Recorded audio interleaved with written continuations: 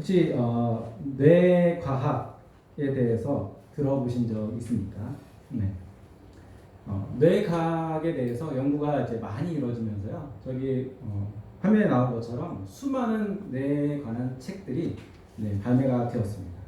그리고 뇌에 대한 그 비밀들이 하나하나 풀어지면서 그것에 대한 이제 강의도 많이 나오고요. 그리고 또 이제 그 뇌과학 박사들이 나와가지고 뇌에 어떻게 우리가 영향을 미치고 뇌가 어떻게 일하는지에 대해서 강의하는 것도 많이 보게 됩니다. 뇌의 비밀이 풀리고 많은 서적들로 기록되어 판매되고 있습니다.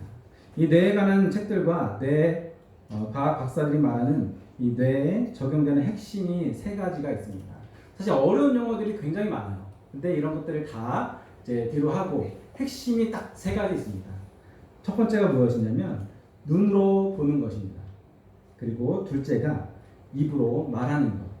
그리고 셋째가 귀로 듣는 것입니다. 이 세 가지가 우리의 뇌에 가장 큰 영향을 미치고 영향을 받는 대로 우리를 살아가게 만든다고 합니다. 우리가 평소에는 눈으로 보고 입으로 말하고 그리고 내 귀로 듣는 대로 우리를 살아가게 만든다라는 것이죠. 왜냐하면 우리의 뇌는 이 부정적인 것을 인지하지 못한다라고 합니다. 거짓과 진실 중에서 스스로가 라는 거짓이라고 생각하지만 뇌는 이것을 거짓이라고 생각하지 않고 항상 참된 진실이라고 이제 생각한다라고 합니다. 우리가 불평불만을 합니다. 안 돼, 못해, 하지마, 난 왜 가난하지? 나는 왜 이렇게 힘들어? 이런 말들을 하면 그 말을 누가 듣죠? 네, 내 귀에 들리게 됩니다. 내가 그 말을 듣고 그러면 우리의 뇌는 어떻게 받아들이냐면 이것을 진실이라고 받아들여서 나는 아무것도 못하는 사람이야. 나는 가난한 사람이야. 나는 우물한 개구리 같은 사람이야. 라서 스스로 아무것도 못하는 사람으로 만들어 간다라는 것입니다. 스스로 한계를 정해서 더 나은 삶을 살지 못하게 만듭니다. 눈으로 보고 입으로 시인한 대로 살게 되는 것이죠. 성경 말씀에도 하나님께서 불평불만에 대해서 어떻게 말씀하신가요?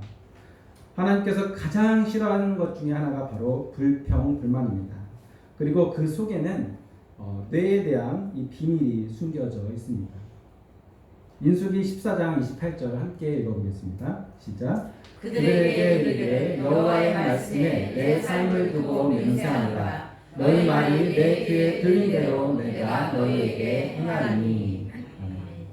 이스라엘 백성들이 가나안 정탐 후에 하나님을 원망하며 이렇게 말했습니다. 우리가 광야에서 죽었으면 좋았을 것을.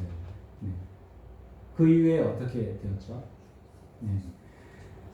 그때 있던 일대 사람들은 모두 죽고 여호수아 갈렙만 남고 모두 다 죽게 되었습니다. 자신이 말한 대로 하나님께서 이행하셨습니다. 이와 같이 우리가 보고 그리고 말하고 듣는 것이 중요합니다. 소돔 고모라 땅에서 타락한 문화를 보고 경험하고 그들과 대화하면서 자신의 입으로 말하고 듣고 지내왔던 이 롯의 가정은 어떤 영향을 받고 그의 가정은 어떻게 변화되었을까요? 창세기 19장 30절 함께 읽어보겠습니다. 시작. 롯이 소알에 거주하기를 두려워하여 두 딸과 함께 소알에서 산에 올라가 거주하되 그 두 딸과 함께 굴에 거주하였더니. 아멘. 소금 기둥이 된 롯의 아내를 비유한 채 롯과 두 딸만 소알로 대피하여 생명을 건지게 됩니다. 소알에 들어가서 소돔 고모라 땅을 바라보니 유황불에 전부 타서 시커먼 연기, 버섯구름처럼 올라오는 이 연기를 보고서 그들은 두려웠습니다. 그래서 소돔 고모라 땅과 더 멀리 떨어진 산속으로 들어가서 살아야겠다라는 생각을 하고 두 딸과 산속 생활을 하게 됩니다. 소돔에서는 즐기고 놀 수 있는 문화가 많았습니다. 그래서 심심하지 않았죠. 그런데 산에서 살기 시작하면서요. 너무나 심심한 거예요. 무료와. 그러다가 이제 첫 번째 딸의 그 마음에 무엇이 들어왔냐면 소돔 땅에서 항상 보던 바로 음란한 문화, 성적 타락한 문화가 마음에 들어왔습니다. 창세기 19장 31절로 32절 함께 읽어보겠습니다. 시작. 큰 딸이 작은 딸에게 이르되 우리 아버지는 늙으셨고 온 세상의 도리를 따라 우리의 배필될 사람이 이 땅에 없으니 우리가 우리 아버지에게 술을 마시게 하고 동침하여 우리 아버지 명령하며 후손을 이어가자 하고. 31절은 사람의 죄의 속성에 대해서 이제 말합니다. 죄는 전염성이 있어서 혼자 지으려고 하는 것이 아니라 다른 사람들을 끌고서 들어가려고 합니다. 큰딸은 동생을 말로 유혹하고 흘려서 같이 죄를 짓게 만듭니다. 그리고 죄를 짓는 것에 정당성을 부여합니다. 핑계를 대는 것이죠. 여기 보면 빨간 걸로 뭐라고 되어 있죠? 계속 우리. 이것을 이제 잘 기억하셔야 됩니다. 31절에 뭐라고 얘기하냐면 우리 아버지는 늙으셨고 그리고 우리에게는 배필될 사람이 없다 이렇게 말하는데요. 아버지가 나이 드신 것과 배필이 없는 것과 아버지를 술 마시게 하고 동침하는 것과 사실 아무런 연관이 없어요. 결혼할 배필이 필요하면 밖으로 나가서 배필을 찾으면 그만입니다. 그렇죠? 그런데 자신들의 죄를 정당화시키기 위해서 계속 이유와 핑계를 가지고 와서 자신들을 정당화시키는 것에 사용을 합니다. 그저 죄에 대한 죄책감을 덜고 자신을 정당화시키기 위해 스스로를 속이고 나만 속이는 것이 아니라 동생도 속이고 있는 것입니다. 동생은 언니의 말을 듣다 보니까 그런 것도 같고 아닌 것도 같고 의심이 처음엔 들었다가 계속 듣다 보니까 어떻게 해요? 그 말에 넘어가게 되었습니다. 그렇게 두 자매는 아버지와 동침할 계획을 세우게 됩니다. 이 말씀은 아담과 하와 선악과 사건과 매우 유사한데요. 창세기 3장 6절 함께 읽어보겠습니다. 시작. 여자가 그 나무를 본즉 먹음직도 하고 보암직도 하고 지혜롭게 할 만큼 상스럽기도 한 나무인지라. 그 열매를 먹고 자기와 함께 있는 남편에게도 주매 그도 먹은지라. 이 뱀의 말을 계속 듣다 보니까 선악과가 이전과 다르게 보이기 시작했습니다. 선악과를 따서 먹고 누구에게 주었나요? 남편인 아담에게도 주었습니다. 아까 얘기했던 것처럼 죄를 혼자 짓는 게 아니라 주위의 사람들에게도 전가시키는 바로 죄의 전염성에 대해서 이야기하고 있습니다. 나만 죄 지을 수 없다. 우리 같이 죄 짓자. 이런 것이죠. 두 사건 다 눈으로 보고 그리고 말하고 내가 귀에 들리는 대로 행한 사건입니다. 이 핵심을 가장 많이 사용하고 잘 사용하는 사람들이 있습니다. 바로 사기꾼 그리고 또 이단인 신천지입니다. 여기저기 데리고 다니면서 눈으로 보여줍니다. 그리고 이렇게 얘기하죠. 이거 정말 좋아요. 이 기회 놓치면은 다시 안 오니까 당장 우리가 이런 것들을 해야 합니다. 이런 말들을 제일 많이 하죠. 그리고 반드시 놓치면 후회한다. 그래서 마음을 조급하게 만듭니다. 신천지도 마찬가지예요. 어떻게 하냐면 한 그룹 이렇게 교육하는 신천지 교육하는 그룹에 있으면 30명 중에 15명은 신천지 사람이에요. 그리고 15명은 새로 이제 전도해서 온 사람입니다.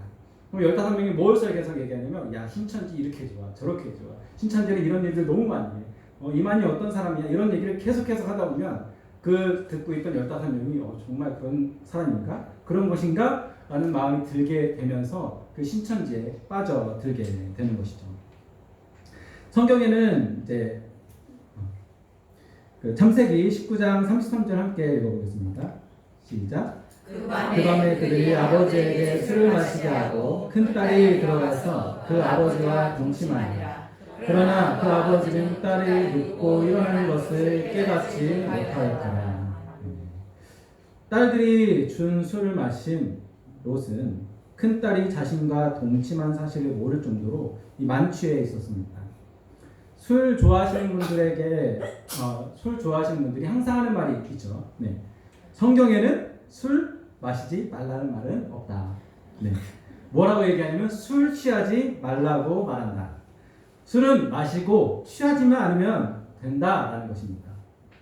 그럼 술 좋아하시는 분들에게 그럼 술을 왜 마십니까? 라고 질문하면 어떻게 대답할까요? 네, 취하라고. 마시면 근심 걱정 잊어버리고 기분 좋아지니까 취하라고 마신다라는 것이죠. 아까 말했던 말하고 앞뒤가 전혀 맞지 않는 말입니다. 네. 취하지만 않으면 된다는 말은 사실 자신의 술 마시는 것을 정당화시키기 위한 이 거짓말이라는 것이죠. 많은 사람들이 술로 인한 실수로 인해서 범죄를 저지르게 됩니다. 음주에 뺑소니로 인해서 사람을 치어서 숨지게 하는 사건도 벌어지고요. 욱하는 성격 때문에 자신도 모르게 살인을 일으키는 사람도 있습니다. 그런 사람들이 특히 꼭 하는 말이 있죠. 무슨 말입니까? 술 취해서 기억이 안 납니다. 욱해서 술 취해서 벌어진 일입니다. 이런 말들을 계속해서 합니다. 그리고 심신미약을 주장하죠. 너무 취해서 기억이 안 납니다. 라는 말들이 정말 아무렇지도 않게 그들은 합니다. 당장은 우리는 술을 통제할 수 있다 생각하지만 언젠가는 술을 통제하지 못해서 잡아먹히게 되는 것입니다. 롯 또한 소돔에서 타락한 문화에 많은 영향을 받았습니다. 그 중에 하나가 바로 술 문화였던 것이죠. 롯이 만취해서 필름이 끊기지만 않았다면 이번 사건 또한 일어나지 않을 상황이었습니다. 창세기 19장 34절로 35절 말씀 함께 읽어보겠습니다. 이튿날 큰딸이 작은딸에게 이르되 어젯밤에 내가 우리 아버지와 동창하였으니 오늘 밤에도 우리가 아버지에게 술을 마시게 하고 내가 들어가 동침하고 우리가 아버지로 말미암아 후손들을 이어가자 하고 그 밤에도 그들이 아버지에게 술을 마시게 하고 작은딸이 일어나 아버지와 동침하니라. 그러나 아버지는 그 딸이 눕고 일어나는 것을 깨닫지 못하였더라. 아멘. 본문 말씀을 보면 조금 특이한 부분이 있습니다. 동생이 모든 일이 진행하는 동안 단 한마디도 하지 않는다라는 것입니다. 동생은 굉장히 수동적인 사람이고 내성적인 사람이었습니다. 그런 동생을 누구보다 잘 알고 있는 언니는 그 동생을 말로 계속해서 이야기해서 그를 유혹하고 꾀임에 빠지게 만듭니다. 언니는 동생에게 말할 때 항상 아까 우리라는 말을 사용합니다. 이 우리라는 말은 공동체적인 의미가 굉장히 강하게 담겨 있어서 한 팀, 너와 나는 하나라는 인식을 심어줍니다. 동생아, 우리는 공범이야. 이미 빠져나갈 수가 없어. 우리는 이미 한 편이야. 우리는 한 몸이야. 어제 내가 아버지와 동침했으니 오늘은 너가 할 차례야. 혼자만 죄의 길로 들어선 것이 아니라 하나뿐인 동생까지 죄의 길로 인도에 빠지게 만들었습니다. 이것이 바로 죄의 속성입니다. 창세기 19장 36절로 38절 함께 읽어보겠습니다. 롯의 두 딸이 아버지께 말미암아 임신하고 큰 딸은 아들을 낳아 모압에 하였으니 오늘날 모압의 조상이요 작은 딸도 아들을 낳아 이름을 베만이라 하였으니 오늘날 암몬 자손의 조상이었다. 시간이 지난 두 딸은 아버지의 아이를 임신하고 낳게 됩니다. 큰 딸이 낳은 아들의 이름은 모압이라고 이름을 짓는데요. 모압 족속의 조상이 됩니다. 둘째 딸이 낳은 아들은 베냐민은 바로 암몬 자손의 조상이 됩니다. 이 두 나라는 이스라엘 사람들의 옆구리의 창 같은 존재가 되어서 오랜 세월 동안 그들을 괴롭히고 싸우게 되는 것이죠. 두 딸이 낳은 이름을 보면서 대체 이름을 왜 저렇게 지었을까라는 의문이 들었습니다. 모압의 이름의 뜻은 바로 아버지로부터라는 뜻입니다. 이 아이는 아버지로부터 낳은 아이라는 뜻이죠. 그리고 작은 딸이 낳은 아들의 이름은 베냐민. 이름의 뜻을 보면 바로 내 친족의 아들, 친족은 보통 사촌지간까지를 우리는 친족이라 합니다. 둘째 딸도 돌려서 말하기는 했지만 다른 사람들이 보면 충분히 의심하고 오해할 만한 이름인 것이죠. 다른 사람들이 봤을 때 아버지 아들이라고? 네, 어떤 생각이 들까요? 다른 사람들의 롯의 가정을 보면 딸들이 결혼을 안 했습니다. 그런데 아이가 있어요. 근데 이름도 아버지의 아들이에요. 둘째는 또 어떻게 해요? 친족의 아이야. 네, 어떤 생각이 들까요? 아버지를 딸을 의심하지는 않을 거 아니에요, 그렇죠? 아버지를 의심하게 되겠죠. 분명히 두 딸에게는 다른 의도가 분명 있었습니다. 자신의 죄까지도 다른 사람에게 전가시키고 돌리려는 숨겨진 의미가 있었던 것이죠. 아버지에게 자신의 죄까지도 뒤집어 씌운 것입니다.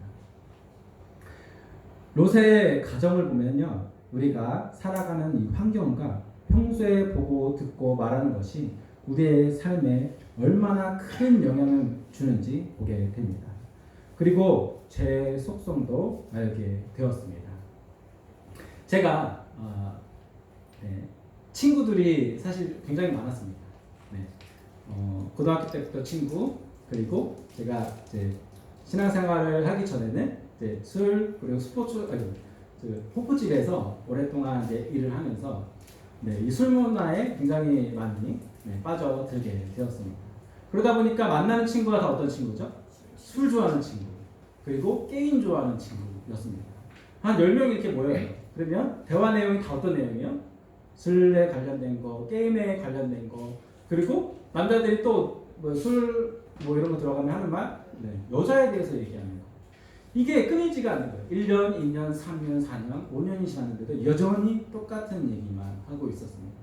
근데 저는 이제 신앙생활하면서 교사도 하고, 그리고 성가대하고 청년회장을 하면서 회의감이 들기 시작했어요.